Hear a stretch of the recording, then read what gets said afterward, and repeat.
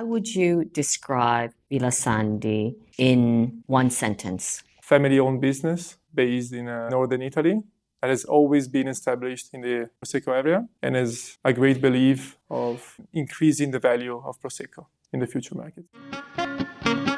Welcome to another episode of On the Road Edition, hosted by Stevie Kim. Each week, Stevie travels to incredible wine destinations, interviewing some of the Italian wine scene's most interesting personalities, talking about wines, the foods, as well as the incredible travel destinations. Hello, everybody. Welcome back to Italian Wine Podcast. This is the Wine Travel Series, and today we're in the Prosecco, in the heart of Prosecco land, with two siblings to my right. Her name is Diva. To my left, Leonardo. So, Diva, state your full name, your age, and your role in Villa Sandi. My full name is pretty long, so it's Diva Maddalena Polegato Moretti, and I'm 30 years old, and I'm the export area manager for UK and US market. The same for you, Leo. Whereas my full name is Leonardo Polegato Moretti. I'm 27 years old and I take care of the operations of Villa Sandi. Production lines means logistics, means buying of raw materials, all the parts that are less romantic about wine process. Okay, so usually I am more used to speaking to the third generation, their father, Giancarlo. This is the fourth generation. So let's start with something new. I have asked them to choose their favorite wine because there are 30 labels and they have chosen one each. Let's start with Leonardo. What have you chosen? Starting off with Rivetta 120, our signature Conegliano Valdobbiadene DOCG. In this case, the 120 means 120 days of second fermentation. I chose this wine because I'm very, very close to the hills of Conegliano Valdobbiadene. I really enjoyed since I was young to spend my time between the vineyards, between the hills of Conegliano Valdobbiadene. And I think it really represents the territory itself. Okay. All right. Diva, tell me about your wine, why you've chosen this wine. I've chosen the Prosecco Superiore Asolo DOCG Extra Brut, and I've chosen it because of two reasons. First is because I'm very close to the estate where it's produced, is where I enjoy my Sundays horse riding, and it's Nervesa della Battaglia estate. Mm-hmm. And secondly, because we've sponsored the Snow Polo in St. Moritz in Switzerland with this specific bottle, and this is actually the special edition that we did with the horse logo, with the polo player on the label. Okay, so they've poured us three wines. I don't know, they look a little different, but I don't know if they poured us the same wine. So we're going to do this. We're going to do a blind tasting. We're going to taste the wine and you tell me what we're drinking. Ready? I go first. It's Prosecco. Yes. Definitely. You're not wrong. You're not wrong. What are you drinking? Can you tell? What I'm drinking, I would say it's a DOCG. In my opinion, means complexity, means hills, means territory. I would say that this wine really represents the territory where it's produced. You're also an enologist, right? No, actually I'm not. You're not. You're fake. You're a fake enologist. I studied economics, so totally different background. Okay. And what are you drinking? I'm drinking an Extra Brut.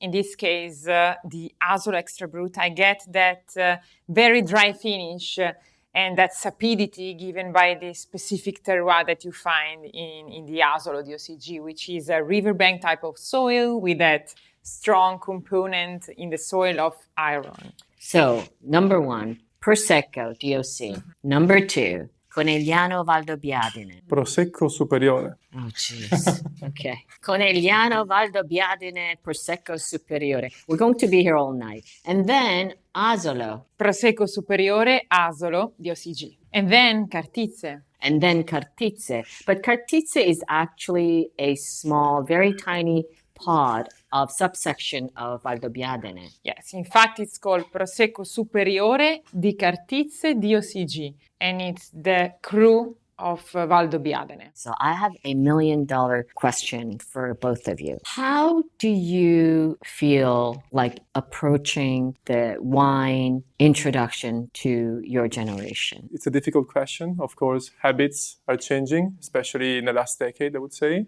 I'm the youngest of the Gen Zs because I'm from 1997. So I'm coming from this new generation of wine drinkers. And unfortunately, few of them are actually wine drinkers. Most of them are cocktail What are they drinkers, drinking? Cocktails, ready to drinks. I would say mostly cocktails. What about beer? They also do drink beer, but I would not say they drink more beer than the previous generations. So you're talking about Italians mostly. Your friends are from Italy? Yes, but also, unfortunately speaking, with friends from abroad that are sharing the same age as me, they also share an habit that is really changing and it's really different compared to previous generations. So the big question would be, how can we get Gen Zs closer to the wine industry? We're trying to, of course, Gen Zs or in general newer generations are looking for lower alcohol grades products. Prosecco, from this point of view, it's quite lucky. Yeah, it's fairly low alcohol. It's already coming in a very low alcohol position compared to other appellations. But also new trends are coming forward. De-alcoholized wines, partially de-alcoholized wines are also a big thing. And I would say we should not turn our backs in front of de-alcoholized products, but actually we should be more inclusive and anticipate what future trends will be. Do you, as Villa Sandi, have no or low alcohol Proseccos? It's not possible, of course, to call it Prosecco. So we do not offer low alcohol Prosecco. As Villa Sandi, you are producing a no and low alcohol. Under the Villa Sandi family, there's a brand called La Gioiosa. And under the brand La Gioiosa, we do have a zero alcohol product. When did you start producing that? We started producing it 5 years ago, if I'm right. It's showing what the market is really looking for at the moment as a product. It's not just about packaging. These products are actually have more things in common than most people would assume they have. And Diva, so you're only 3 years older than Leonardo, Yes. right? And what is your opinion? Because you travel quite a bit and your market is, I believe, the US and the UK, exactly. right? So, and they tend to be kind of lead the trends. Yes.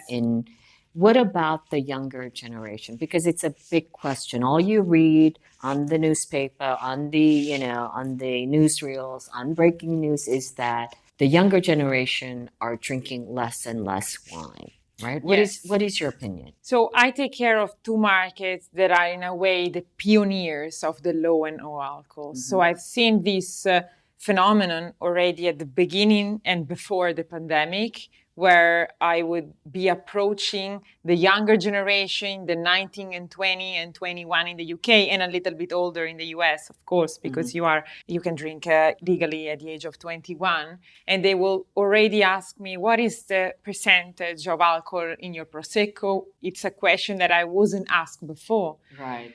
So that question made me already think, there's an awareness here. And then as I travel more often to the UK, I see larger and larger spaces in the supermarkets dedicated to the low and no alcohol, where it's something that 8-9 years ago, I would barely see or hear about it. Right. So like you are actually officially still a UK resident. Is I that am. correct? Yes, Right. So that's you know that market very well. Yes. Right. The UK, it's a huge market for Prosecco. It's one of the top 3 markets of Prosecco, together with Germany and the US. And it's a big thing here that we are talking about low and no alcohol, especially in the sparkling category in these 2 major markets, the US. Do you see some light at the end of the tunnel in terms of the next generation and their attitude towards wine consumption? So I believe as trends come and leave, in my opinion, this trend will come and maybe in a few years will take a leave. But the consumption of alcohol that don't have a very high percentage of alcohol inside, I think this will remain. And in fact, the category overall of Prosecco is in the right place. What are the greatest challenges that you faced in working in a family business? The challenges can be that sometimes you're not told off enough. Right. Whereas if you had a boss in your office, then it's kind of different. That's why my boss always tell me if something is not right, if I should be doing something differently. And that's one thing. The other thing is that when you are involved in a family business, you're working, yes, in your compartment, in your area with your team, but at the same time, you need to be open-minded and you need to see outside your specific area within the company. And for me, that sometimes can be a little bit challenging. Right. And what about you, Leo? Is it difficult to work with your sister, older sister?